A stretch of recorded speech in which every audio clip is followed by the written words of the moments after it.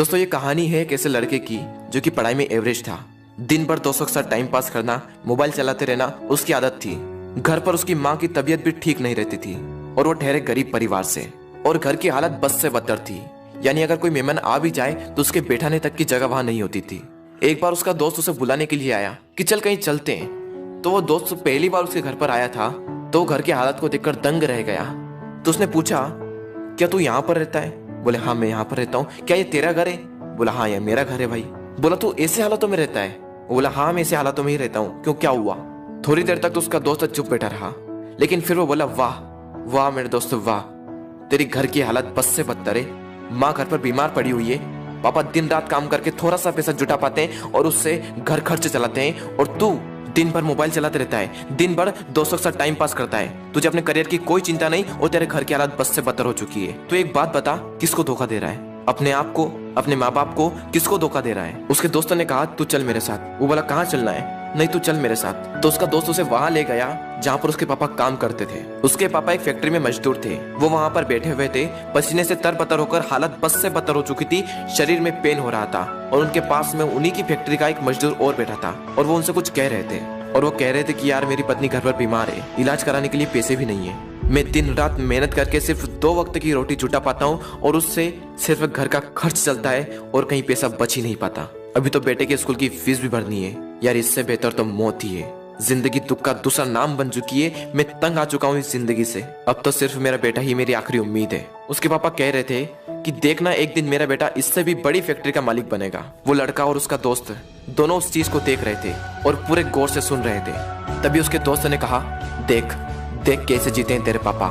तेरे पापा तेरे से कितनी उम्मीद लगाए बैठे हैं, देख जरा एक बार। लेकिन क्या तुझे लगता है कि इस तरह से तो उनकी उम्मीदों पर खरा उतर पाएगा? एक बार तो अपने पापा की हालत को देख कि कैसे जीते हैं, और एक बार तो अपनी हालत को देख कि तू कैसे जीता है। वो 2 कौड़ी का मोबाइल तेरे पापा से पढ़कर है। वो 2 कौड़ी की लड़कियां जो जिंदगी में सिर्फ कुछ पलों के लिए आती है और फिर चली जाती है, वो तेरे पापा से पढ़कर है। वाह मेरे दोस्त वाह, ये तो सिर्फ कुछ दिनों के लिए आएगी और फिर चली जाएगी। अरे बदल अपने हालातों को। यह सब देखकर और यह सब सुनकर उस लड़के के खून के आंसू टपक गए, और उसने उसी वक्त निश्चय किया कि जिस फैक्ट्री में मेरे पापा काम करते हैं, आने वाले 5 साल के अंदर अंदर इससे भी बड़ी फैक्ट्री का मैं मालिक बनकर दिखाऊंगा। और उसके अंदर से चीख उठी थी कि मुझे कंपनी का मालिक बनना है, एक बहुत बड़ी कंपनी का मालिक बनना है, नौकर नहीं बनना है। और जैसे ही उसके अंदर से ये चीख निकली, वो दिन के लगातार 10-10 घंटे पढ़ने लगा। उसके दिमाग में सिर्फ एक ही लक्ष्य कि बहुत बड़ी कंपनी का मुझे मालिक बनना है। और उसके लिए मुझे क्या करना होगा? उसके लिए मुझे पढ़ना होगा, और मैं पढ़ूंगा। कोई माई का लाल ऐसा नहीं है जो मुझे रोक सकता है पढ़ने से। और आखिरी के सिर्फ 1 महीने में पढ़कर पूरे स्टेट में टॉप कर दिखाया। सब लोग हैरान हो गए कि ये कैसे हो गया। सबकी आंखें फटी की फटी रह गई। सब लोग दंग रह गए कि हाउ इज दिस पॉसिबल। जब उसका इंटरव्यू हुआ और उससे पूछा गया कि ये सब कैसे हुआ, तब उसने कहा कि मुझे जिंदगी में कुछ नहीं चाहिए, मुझे तो सिर्फ अपने पापा के सपनों को पूरा करना है। मेरे पापा का सपना है कि जिस फैक्ट्री में वो काम करते हैं उससे भी बड़ी फैक्ट्री का एक दिन में मालिक बनकर दिखाऊं। सिर्फ इसी सपने को लेकर मैं इतना पढ़ पाया और अपने प्रदेश में फर्स्ट आ पाया। दोस्तों हो सकता है कि आप इस कहानी की शुरुआती पार्ट को अपने आप से रिलेट कर पाओ। इंडिया में मैक्सिमम लोग या तो मिडिल क्लास फैमिली से बिलोंग करते हैं या फिर पुअर फैमिली से बिलोंग करते हैं। हर बच्चे के पापा बहुत ही संघर्ष करके उसे पढ़ाते हैं। हो सकता है आपके घर की भी यही हालत हो। उस कहानी में उस लड़के ने रियलिटी को एक्सेप्ट करा और अपने हालातों को बदल दिया।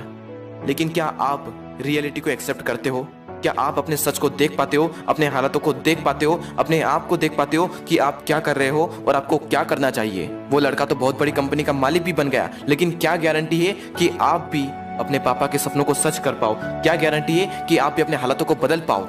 गारंटी है मेरे दोस्त, गारंटी है जब आपके अंदर से एक चीख उठकर आए, आपके अंदर से एक आवाज उठकर आए कि मुझे पढ़ना है, और सिर्फ इसलिए पढ़ना है कि मैं अपने हालातों को बदल पाऊं। और जिस दिन आपके अंदर से ये आ गया ना कि मुझे पढ़ना है और सिर्फ इसलिए पढ़ना है कि अपने हालातों को बदलना है, अपने मम्मी पापा के सारे सपनों को सच करना है, जिस दिन आपके अंदर से ये आवाज आ गई, उस दिन से एक बात तो तय है कि आप अपने हालातों को बदल दोगे, अपने माँ बाप के सारे सपनों को सच कर दोगे। बस जरूरत है तो एक अंदर से आवाज की। दोस्तों बहाने बनाने से कुछ नहीं होगा। बहाने तो हर कोई बनाता है, हर वो इंसान बनाता है जो कायर होता है। मेरा मन नहीं लगता, मुझे आलस आ रहे हैं, मुझे मैथ्स टफ लगता है, मुझे साइंस टफ लगता है, मुझे ये टफ लगता है, मुझे वो टफ लगता है। कुछ भी टफ नहीं है। जाकर पूछो स्टॉपर से कि तुझे क्या टफ लगता है, तो हमेशा हमें सिर्फ एक ही चीज सुनने को मिलती है कि पढ़ने वाले के लिए कुछ भी टफ नहीं है। और दोस्तों जिंदगी का भी यही वसूल है, करने वाला कुछ भी कर जाएगा, और जो ना करने वाला है ना, वो छोटी सी मुसीबत आने पर रुक जाएगा। बहाने बनाने में उसका कोई रिकॉर्ड नहीं, उसे दिन भर आलस आते रहेंगे, उसके अंदर की एनर्जी बाहर उठ ही नहीं पाएगी।